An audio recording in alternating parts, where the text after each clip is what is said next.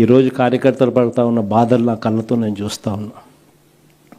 కేవలం వైఎస్ఆర్ కాంగ్రెస్ పార్టీని ప్రేమించినందుకు, కేవలం జగన్ను సొంత కుటుంబ సభ్యుడిగా ఆప్యాయంగా ఆదరించినందుకు ఈరోజు వైఎస్ఆర్సీపీ కార్యకర్తలకు ఏదైతే ఇబ్బందులు పడుతూ ఉన్నారో ఆ బాధలు, ఆ కష్టాలు స్వయంగా నేను చూశా కాబట్టి ఈరోజు చెప్తా ఉన్నా.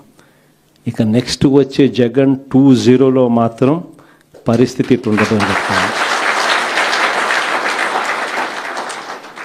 మొట్టమొదటి పీఠం కార్యకర్తకే వేస్తా, ఈ మాత్రం ఖచ్చితంగా చెప్తాను.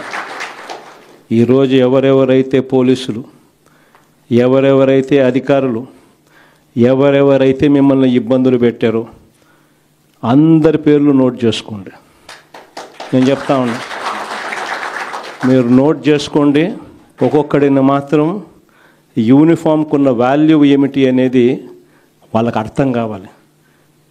యూనిఫామ్ అంటే ప్రజలకు మేలు చేయడం కోసం యూనిఫామ్, అంతేగాని అధికారంలో ఉన్న వాళ్ళ కోసం సలాములు కొడుతూ గులాంగిరి చేస్తూ ఇటువంటి చిత్రహింసలు పెట్టే కార్యక్రమం ఈరోజు అయితే ఏదైతే జరుగుతూ ఉందో దీనికి తెర పడాలి అని అంటే ఏదైతే నువ్వు ఇచ్చినావో అది ఎలా పండుతుంది అనేది నీకు తెలిస్తేనే ఇంకొకసారి నువ్వు ఆ ఇత్తనం ఇత్తడానికి నువ్వు భయపడే పరిస్థితిలోకి నువ్వు వచ్చినప్పుడే ఇది జరుగుతుంది.